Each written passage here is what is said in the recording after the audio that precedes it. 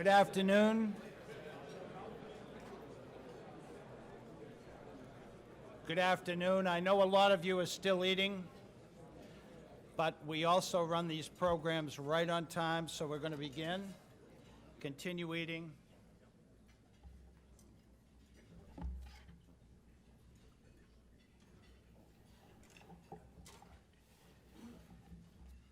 Someone's car's double parked in the front. No, I'm kidding.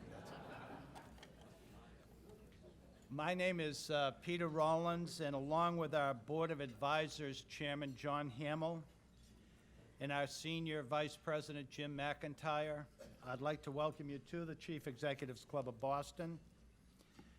We are always humbled by the who's who that gathers here, and while I would like to recognize all of you, there are a few individuals I'd like to mention.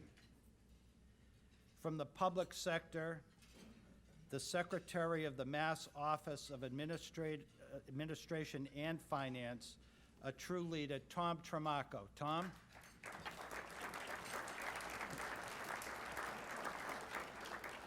The Secretary of the Massachusetts Office of Economic Development, superstar Ranch Campbell. Where are you, Ranch?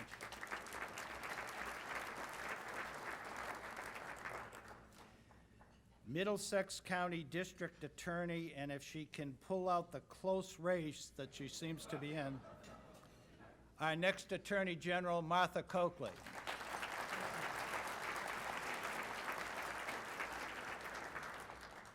A former Attorney General and former CEO of Common Cause, Scott Harshbarger. Scott.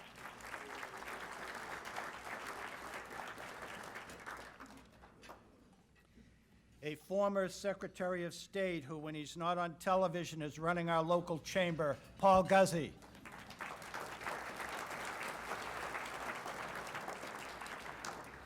The best state treasurer in the United States, Tim Cahill.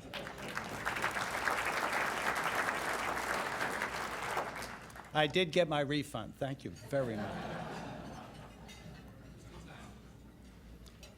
And our former governor and former United States Ambassador to Canada, the Honorable Paul Cellucci.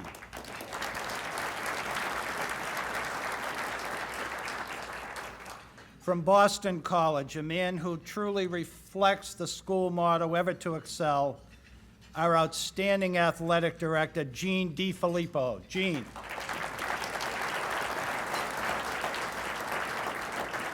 And I have a note here from him. If you're looking for 50-yard line seats or special tailgating privileges, just give him a call anytime. A special welcome to a new face in the town, the CEO of Harvard Vanguard, Deborah Geisler. Deborah.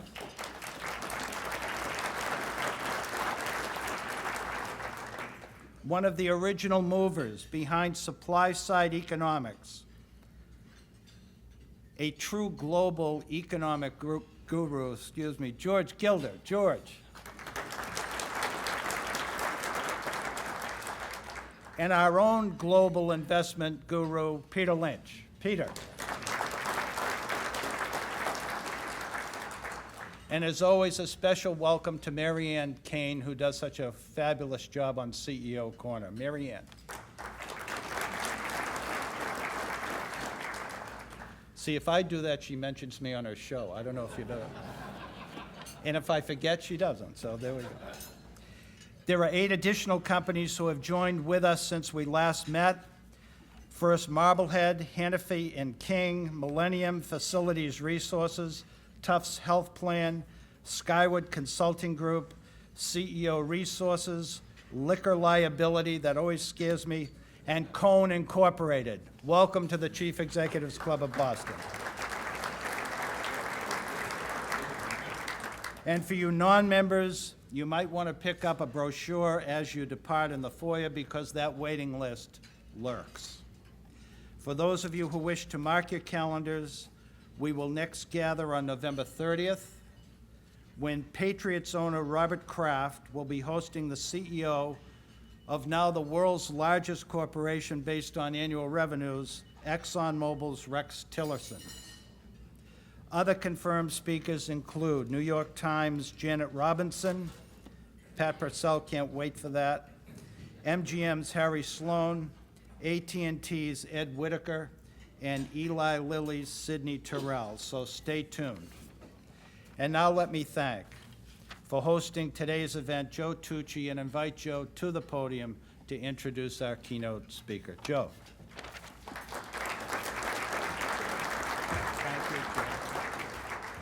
Thank you, Peter. It's great to be here with all my fellow Boston executives, or Greater Boston, I should say. And it's a particular pleasure to introduce our speaker today, Dick Notebaert. And as you know, Dick is the chairman and CEO of Quest. And suffice it to say that Dick joined Quest at a rather, what I would call troubled, I think Dick would call challenging time in their history in June of 2002. And Dick was well suited for the job. He came up through the Bell system and of course was CEO of Ameritech, and then has had some great jobs throughout his year in the telecommunications industry. He was raised in Ohio, went to the University of Wisconsin for both his undergraduate and master's degree, and kind of what's not written in a little bit of prose, Dick is a great guy. So without stealing any of Dick's thunder, and just a remarkable job that he did, and tell him about, for you to learn about it from himself, I bring up Dick.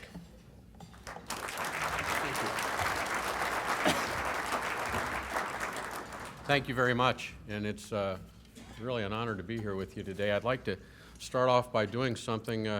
I would ask that all of you please keep your cell phones on. I find it very rude when people turn them off, so please use your PDAs with great enthusiasm. It's always a pleasure to come here to Boston. It's kind of special this year. We don't play Boston College. I'm a trustee at Notre Dame, and maybe, I was told not to say too much about it, but you never know. Maybe towards the end of the season we'll have an opportunity to visit you all, and I know we get to play next year, and that'll be fun. It's also a great pleasure for me to be here today and talk to so many customers, people that we value, and so many investors in our company. We're grateful for their trust and confidence in us. I stand before you representing about 40,000 of us. We've been together now 4.5 years, and every one of the people I work with would tell you that it's been quite a journey. They would tell you we aren't anywhere near a finish line. We use an expression in the company, it's called never exhale, never relax. But I would have to tell you that we have enjoyed some progress. We've been able to, because of that progress, to pursue some even larger initiatives and some bolder plans than we would have 4.5 years ago. In fact, if you look at our sector today, it's a landscape made up of bold initiatives and bold plans all the way across the sector. I mean, think about it. Think about what's going on. Our industry, our sector is redefining itself. Do you think of Google as a telephone company? How about eBay? Do you think of them as a telecommunications company? The fact is that they're in the same business that I'm in. They do exactly what we do today. So when you think of the telecommunications industry, I think we'd really be wise to back up a little, take that deep breath, don't exhale, and say to ourselves, it's constantly changing. The people that we thought of before in our past as being competitors, they're there, some of them, but a lot more new entrants are happening every day because of the changes in technology. And the sector is going to continue to evolve. It's going to get more exciting and be more fun. Market pressures have driven many things. One of them, for example, it's prompted a lot of consolidation within our group. It has been, I think, clear and inevitable for some time that incumbent local exchange carriers needed to come together. Long-distance companies needed to come together. It wasn't too long ago when I can remember Reed Hunt, former chairman of the FCC, standing up and saying when SBC was thinking about making a run at AT&T that was just unthinkable. And yet here we are today, and it's happened. And just last week, the Department of Justice approved the AT&T Bell South merger with no conditions at all. What a change. and I think it's a recognition of the market forces. Today, we have two very large communications companies in Verizon. We see that SBC has acquired AT&T. They did this to acquire a complement to their local exchange assets. It wasn't too long ago, in fact, just 3 years ago, where companies or investors were coming to us and saying that we should divest our long-haul assets we operate throughout the United States. People were saying, you know, Dick, it's a drag on your earnings. You ought to get rid of it. You really need to dispose of it, spin it off, sell it, do something with it. And we stood back and said, no, we don't agree with that. We think that the assets that we have are the exact assets that others want and need to be competitive in this communications marketplace that we have. So here we are today. I guess we were right. Now, we are also predicting that the two larger providers of services will do what we've all done who have been through mergers. You become internally focused. You can't help it. You have to be thinking internally. You take your eye off the customer for a bit. Now, you know, consolidation isn't done yet. It's still happening. Just last week, we saw that Level 3 completed, or I guess completed isn't the right word, it hadn't been approved, made an effort to buy Broadwing. And that's the fourth acquisition they've done within a very short time frame on their shopping spree. Where do you think we go from here? Suffice it to say that there can be no doubt that further alignments are a pretty sure bet. There's going to be more consolidation. There's no shortage of beachfront property. People will be doing more and more mergers and acquisitions. Now, even, I think, as the pundits anticipated consolidation, Qwest was trying to differentiate itself in a very different way. We looked at it and said, customer service is the only differentiator we have. I've worked in manufacturing and I've worked in the service side. And it is, in fact, service that makes the difference. Technology gives you an advantage for what, 6 months before the next generation comes out? Price gives you an advantage for about 4 or 5 nanoseconds, depending on your competitor. It's very tough. But we looked at it and said, you know, if we look at our heritage, if we look at something we call the spirit of service, that will take us on the road to recovery. That will go a long way to defining who we need to be. And we've made a point of doing that. And even though from the first day we said we'd never look through the rearview mirror, we'd only look through the windshield, I think it's important to give you a context to fit Qwest into. So please give me 30 seconds to do this. If you go back to 2002, about the middle of the year, June, July, we had $26.5 billion in debt. We had the Department of Justice and the Securities and Exchange Commission conducting rather extensive investigations. Those investigations would eventually require the restatement for 2000 and 2001 of our financial statements. And I would tell you, I hope you never go through it, it's a very arduous process. In our communities, we were the company you love to hate. Customers love to hate us. Our own regulators in the states, in the 14 states where we are the incumbent local exchange carrier, would not return our call. And I can remember my first trip to the Denver Post, one of the local Denver newspapers. I shouldn't have been so specific. My mistake, retracted. Where I heard one of the reporters comment about the pool that they had in the newsroom on when we would go bankrupt. Not giving you a lot of encouragement at that point. It won't surprise you, too, that we as employees were embarrassed. How embarrassed, you might say?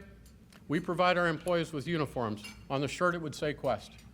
The folks would come to the garage in a sports shirt. They would change into their uniform, perform their day's work in their truck, and then they would come back to the garage and put back on the sports shirt because they did not want to be subject to ridicule. When I went to the garages and talked to them, they said, you know, Dick, there's one word, and I won't use any profanities with it, but there's only one word that describes how I feel. I'm ashamed.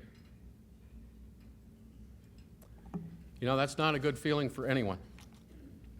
So if you look at it, we had two things to do on two major fronts. The first was obvious, improve the balance sheet. Because when we got there, had we not executed the plan that we brought with us, we would have been probably 10 or 12 weeks from insolvency. We also had to, I think, really put in motion a cultural transformation. Let me say that differently. We had to restore credibility. We had to convince people that outstanding service was the only answer to our future, and that in so doing, we would be part of the finest company in America. And of course, like everywhere else, all of that needed to be done yesterday. And so we went back to the spirit of service. There's a painting in our sector. It's a man by the name of Angus MacDonald. He's walking in the northeast of our country. It's a snowstorm. The year is 1888. If you look on your tables, there's some phone cards, and you'll see a man walking the line in a snowstorm looking up at open wires, and it's also on the picture box that's there. I think that year the records show that we had 50 inches of snow here. They said 40-foot tall snowdrifts. But Angus MacDonald put himself in harm's way. He was out there to inspect those overhead lines to ensure that his customers stayed connected throughout the disaster. We don't have many aerial lines these days, especially in the Quest territory. And that's not really what the painting was all about. It really had nothing to do with that. It was a matter of saying, no matter what happens, we're there for you. And that painting on the bottom of it, which I've seen in the 37 years I've been in the sector, says the spirit of service. And it's something that's built into the DNA of the traditional phone companies in this country. It's a piece of heritage. And that piece of heritage became Quest Future. Everything we did tracked back to that painting. Every ad that we have run ends with, that's our spirit of service. Every shirt that I wear when I go to work says Quest, the spirit of service on it. And it's made a huge difference. As we talk to our customers, that's all we talk about. You know, you need a higher calling, and the spirit of service is it.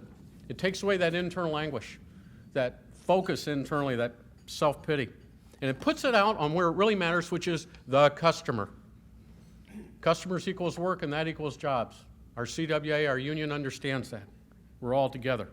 It changed and redefined everything for us, and therefore for our customers. It worked because it was really who we yearned to be. We aren't there yet. We still want to attain that. We aren't number one. Now, we did add some photos. We also have some other photos there of people walking out to their helicopters and people chipping ice in Arizona, where we have these storms and our microwave towers, we have to go out and do it. We also, when 9/11 happened, some of our technicians, some of the fellows, without even being called for, went to help Verizon, help them deal with the tragedy by putting in some communications links for FEMA. We also were in Katrina, where we had to pull our people back because they were out in harm's way in areas that even our own security forces, first responders, wouldn't go to. And by the way, just to tell you how far it's gone, remember I mentioned the garage where the guys wouldn't wear the shirt? Last year, our employees spent $1.3 million of their money to buy shirts, golf shirts, parkas that said Quest, the spirit of service on it. And we still give them uniforms, but they bought that over and above.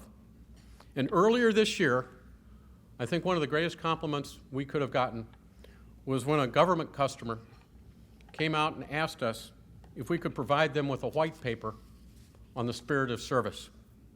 They had witnessed such a dramatic service improvement that they thought they could take this model and use it within their own group. They could affect cultural transformation if they could do that too, and I won't mention the group, but they're on that path. We put them together with some of our folks. By the way, when you leave today, we took a few copies of the white paper and put them at the back of the room if you want to read it. It's something that they are using. It also rekindled in us a pride that benefited customers. In every state that we operate, in every place that we go, we have found that that's what the customer wants to talk about. And here in Boston, in Massachusetts, it's no different. We are honored to have customers here, people like the Commonwealth of Massachusetts, Harvard, John Hancock, Akamai. We are very privileged to be able to serve them. And that's part of, as I said earlier, the reason I'm glad to be here, because I get a chance to say thank you for your business. I try every day, as I'm sure most of you do, to talk to 2 to 3 customers. That's what I do, either on the telephone or face-to-face. And one of the things I always say is, how are we doing? What could we do better? Are we fulfilling our obligation? Are we meeting your expectations? And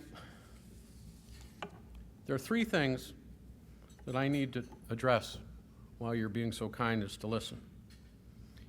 And they've really helped. And the first is, we've kept our promises culturally. We jump-started the idea of the credibility by bringing in some exceptional executive talent, people who were recognized inside and outside of our sector. Several of these folks have worked together at a company called Ameritech in Chicago. All of them had exceptional success, both inside and outside of the communication sector. But not one of those people had an outsized ego.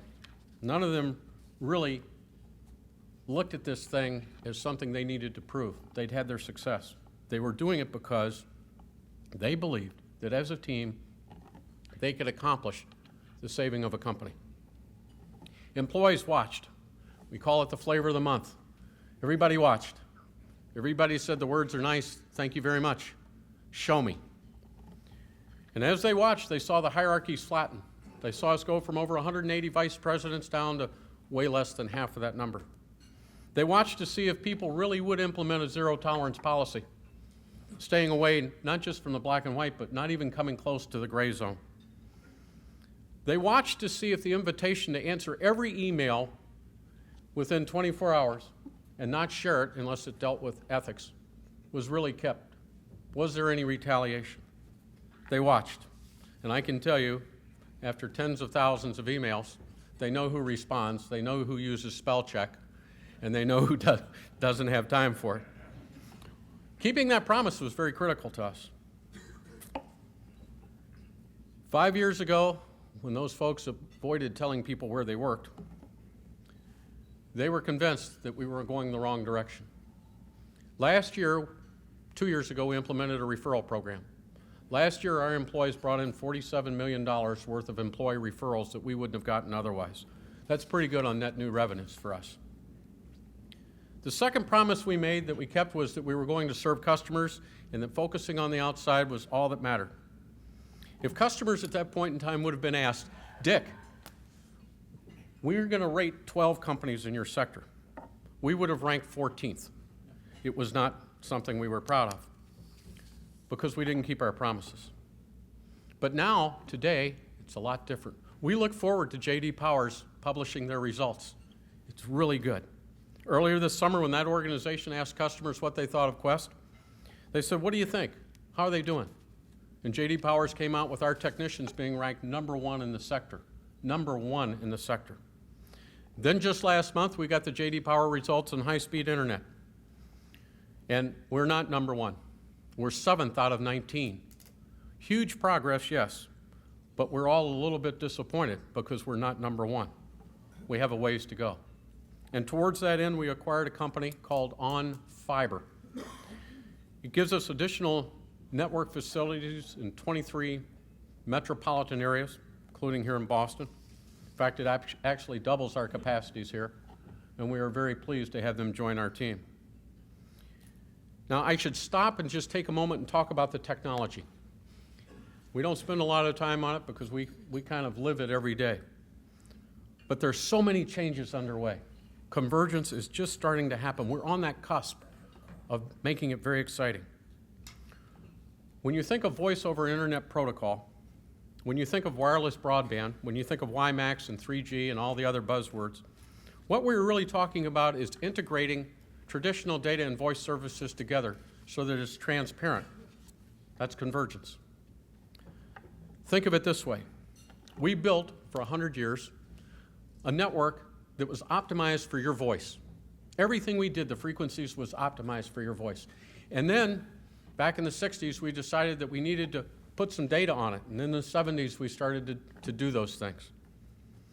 About the mid-90s, the world changed. There was more data traffic on the network than voice.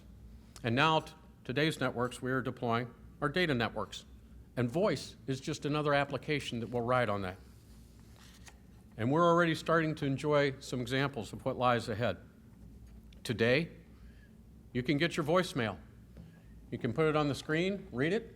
You can email it to somebody else. You can have a stack of them, pick the ones you want. It's really quite different. Today, depending on where you live, in a different country, soon to be in our country, if you walk into your home with your cell phone on and you're talking on it and you don't get good reception, doesn't matter.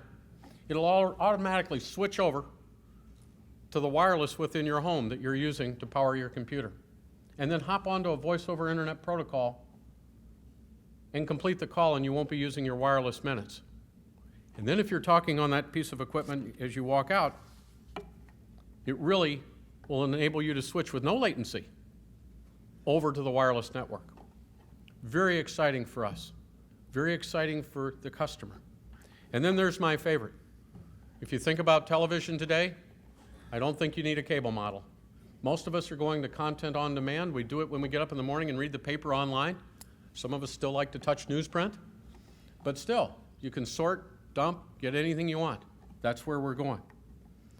Think of it, content on demand. Not a la carte channel selection, a la carte content. I like Alison Krauss. Anything she plays, I listen to. There might be another entertainer, Toby Keith or somebody, maybe one song now and then. Why would I buy the whole album? It's the same thing today. If you have a DVR, you time shift. Why do you need a TV tray? You don't need it. You'll watch it when you want. And on the business side, it's happening there too. Because today, we are in the process, and we've had ours deployed for a number of years, of deploying a multiple protocol label switching. It's called MPLS. It lets you take an ATM, a frame, or different technologies. So I'm not going to use any more buzzwords, and because you'll glaze over. But lets us all put them on there. Now, if you're a small company, you can convert to this new, more efficient architecture quite quickly. But let's say that you're a large enterprise. You want to be able to pick and choose to convert not one flash cut, but as you go office by office, facility by facility. And that lets us do it. Now, I could spend all day on the technology, but I don't think I will. I think I've just kind of hopefully tempted you a little. It's a very exciting time for us. And I did promise I would take questions. But I think before I do that, I need to go back to the other problem, which was fixing the balance sheet. We were able to bring in, I think, one of the finest chief financial officers in America, a man by the name of Orrin Schaefer. His very presence just breathes credibility. He came there to help. His intellect and his character are respected throughout the investment community. While I wouldn't wish the restatement on anybody that we went through, I would tell you it was better having Orrin there. And at the end of the day, the process was rewarded. We were able to move forward, and we received praise from many unexpected locations. Last year, for instance, the New York Times reported that in a financial literacy test, or survey of audit committees of the 300 largest public companies, that Quest ranked number 5. Now, for a company that gone through a restatement, that puts us in the top 2%, and that's a pretty good compliment. We also took our debt from that 26.5 down to debt minus cash investments just under 14. So, huge, huge difference. I would also tell you that our revenues, which were negative 7% in 02, today are positive to flat. Our margins have gone from the 20s to the 30s, low 30s. Cash flow has gone from negative to a street estimate of between 1.3 and 1.5 billion this year. And very importantly, and this is probably more important for us, because from a practical and psychological point of view, it really made a difference. The first 2 quarters of profitability have been recorded this year for the first time in our company where we didn't do a transaction. So, progress. Where are we headed from here? You know, just as 5 years ago, some people were predicting our demise, our bankruptcy, people since then have started to predict, well, this isn't going to happen and that isn't going to happen. And they also say, well, there are these 2 large companies out there, and Dick, they're going to dominate everything. And I think we are really more optimistic. We think that the people that give us credit for what we've done we appreciate. Even Mr. Kramer, Jim Kramer, called Quest. He said they should be awarded the Congressional Medal of Turnaround. We don't agree with that. We don't want to exhale, but you know, it never hurts. To each his own. We feel that it's really good that people do pay attention. And as for us, we're going to take every minute and make it a 7x24 journey on customer service and the spirit of service. We don't feel we're ever entitled to anybody's business. We feel we have to be hungry. We're large enough, in $14 billion in revenue, to have all the assets we need to be successful. And we're hungry enough to earn it. So while the larger companies are fighting, trying to figure out how to put those piece parts together and get those synergies, we're going to stay laser focused on what matters. And that's seeing the world through the eyes of the customer and meeting their expectations.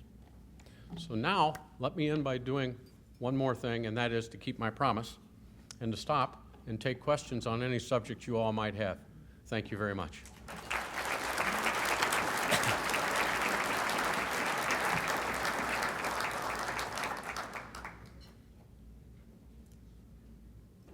Yes, sir. No, Peter, I'm going to wait to read. Peter's got the statement there. I recently read that the cell phone replaced the credit card. Is this the kind of technology wave that you see in the future coming down the road? I also read in a similar article that the cell phone or the flash type credit card that electronically transmits something, you might have some security concerns with. And as we've seen Paris Hilton's cell phone stolen and all those things given out, we ought to be real thoughtful about where we put our credit card. That's a personal opinion. I think there's a lot of things in mobility that are going to redefine our sector, and the blending together of mobility, portability, and fixed is going to change the way we use our communications devices. It's a good question. Okay, Peter. We made a lot of progress on facility costs and employee costs, but is there left to do? And then can you say something about WiMAX? Okay, the question is, you've made a lot of progress on facilities costs and employee costs. What's left to do? And then would I say something about WiMAX? We still have a great deal to do on the cost side of the business.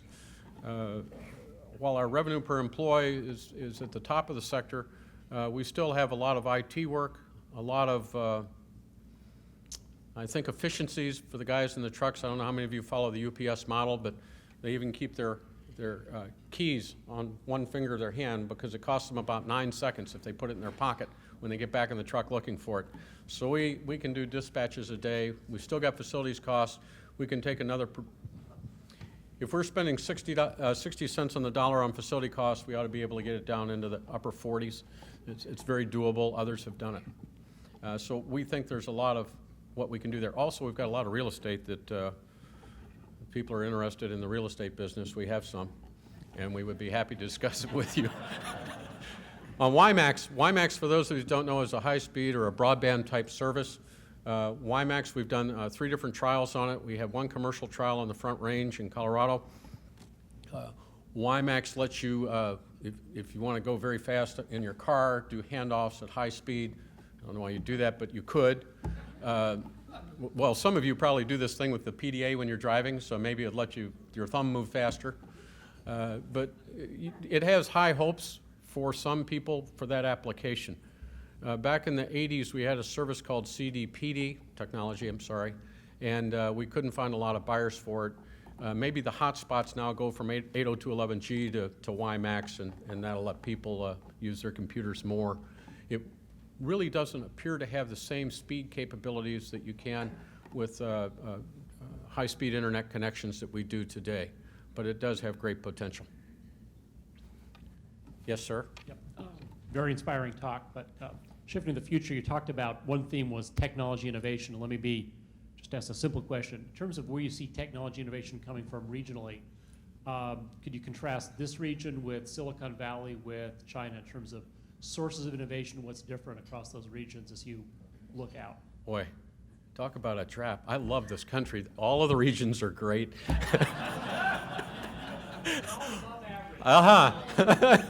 Everybody, J.D. Power says they're all equal, and no, I think you find it in more, if I could be not very political about it, you find it more in the age groups.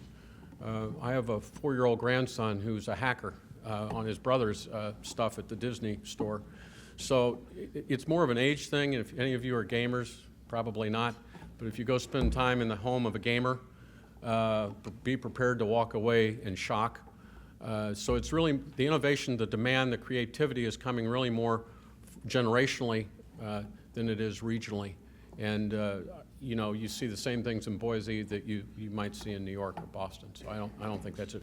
And as far as what we see coming out of overseas, obviously different cost structures provide the ability to take newer technologies and do it in a more efficient fashion. So, yes, George, I don't know. I just came from AT&T where they claim that they're got 7 petabytes a day on their network. They're running out of backbone capacity, and I just wondered, and they're up 22-fold in traffic in the last 4 or 5 years. How do your numbers compare? Are you running out of capacity, or did you build a better backbone during the glory years? Well, first of all, our backbone's a lot newer. It was built in the 90s, and the AT&T backbone, which I worked on back in the 70s, it's newer technology. We put in a lot of dark fiber, so we aren't really running out of capacity at all, and it is growing at a very high amount, but I'm not going to put a number out there because that's how we got in trouble in 99 and 2000. People were saying it's doubling every week or something, and we don't want to do that. But the growth is there, and it's across the sector. T also has something else. Remember, they're consolidating all of their local traffic onto the AT&T backbone. So they have it, and where they had wholesaled or bought a lot of that capacity wholesale, as Verizon had, now they're grooming that onto their own networks. So they have a different situation. So their traffic is partly this integration Yes. rather than purely a reflection of internet. I think that's absolutely true. Also on the fiber today, you can get a lot more on the glass than you ever could in the past. The amount of capacity we can put over it is really phenomenal. So, yes, sir. How does VoIP fit into all this? Well, VoIP is just taking a voice application and layering it on top of a data network. You get about a 7 to 8% improvement in CapEx deployment by using a data network and then layering voice on top of it. Some people would say more or a little less. But voice over internet protocol is just saying we're going to build a data network and we're going to layer voice on top of it, just like streaming video or anything else. And it's really more efficient, far more efficient, lets you do a lot more convergence and consolidation of applications from the customer's point of view. So if you're a large company, you buy seats. And on the seat, you can do all kinds of things. You don't have to pay somebody to move your phone. You just pick up your device. Like when I checked into the hotel last night, I plugged my computer in, did my email, and I did VoIP through my computer. And some people would say, well, Dick, I haven't used a phone in my room forever. I use my cell phone. Well, okay, you're paying for that. I didn't pay for my VoIP because it's all in the data application that I'm writing on. So it changes the cost structure, but it also increases the average revenue per customer because that application costs a little money. So it's not eating it up. If you embrace the future, it actually creates a bigger pie and greater opportunity. Sir. Yes, sir. You see companies like Virgin Mobile penetrating the teen market, Disney getting into the young kids market. How concerned are you about affinity groups, maybe someday Boston College having its own cell phone service in the consumer market? Infinity groups are a good thing at Quest, and in fact, I just get personal with you. Since 1994, I have embraced a wholesale market. I think it is as good as the retail market. It is a great avenue, and the fact that you may put Virgin or something else on it doesn't matter. I have an asset. The more assets you can sell, the better off you are. And if you do your cost structure right, the margins ought to be healthy, whether it's wholesale or retail. So whereas some companies don't embrace the wholesale model, we do. And so the more infinity groups, that's fine if they're buying from us and reselling it. It's a good thing. The lady behind you. Hi, good afternoon. Are you looking for more customers in Massachusetts? Yes. Could you speak to that, please? We're looking for more customers everywhere, just like everybody else. And we have a very strong sales team. We've been able to pick up some great talent because of the mergers and availability of people with good relationships. So we are out doing it, but we're very selective, to be honest with you. I mean, it's wrong to say to a customer, I can do this, and then not deliver. because it tarnishes your reputation and you never get it back. So for us, the selectivity of being able to say, this is an application, this is a network, we can do an MPLS, we can do this type of thing, but if you're in northern Vermont or someplace, maybe we'll help you with somebody else. So we've tried to work that credibility. So, yes, sir? Thanks, Dick. You mentioned how eBay and Google were in the same business as you, and I was interested in hearing a little bit, as much as you can share, about your competitive strategy and going against those guys. And obviously, they've, look at Google's made a bold move in purchasing Skype. So I imagine there's that was eBay that bought Skype. eBay, that's right. The voice over IP. So there's got. I'm just interested in what your competitive strategy is. Well, as I much think as you can share. It's the same thing. If you're targeted the center of the market, think of Procter & Gamble. We're no different. New technologies, we'd like to have it debugged. We don't want you to have a bad experience. Every experience should be just perfect with us. You should feel like we just hugged you to death because, that's very important. And 100% uptime is what we're trying to sell. And it's not good enough to have an excuse. It's got to work all the time. And the way we depend on our communications networks these days, it's service that in many cases differentiate. When I talk to customers, they say, Dick, so-and-so might be lower price, or Dick, you might be lower price, but what I'm worried about is risk adversity. I want this thing to work, and show me how my cost structure changes by doing it. And that's really the approach. It's relationship selling. It's what a lot of us grew up with.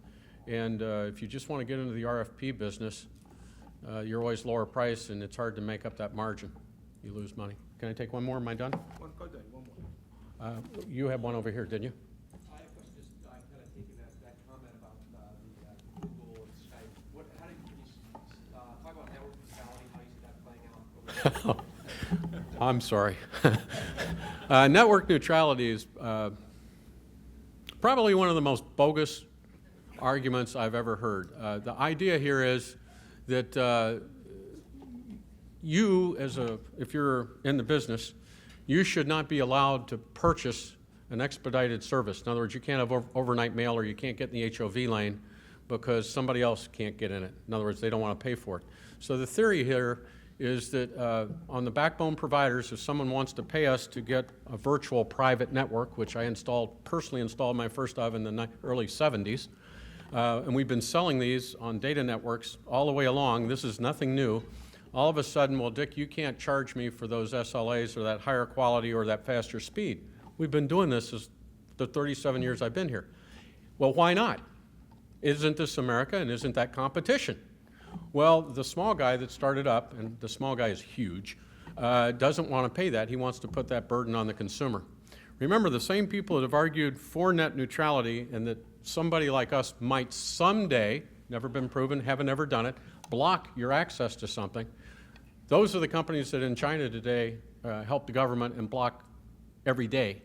So it's kind of a bogus argument, but I will say this, because there are a few politicians in the audience, it's a wonderful political buzzword and has a lot of appeal even if you don't understand it. So hopefully our policymakers in Washington are wiser than that. Thank you very much.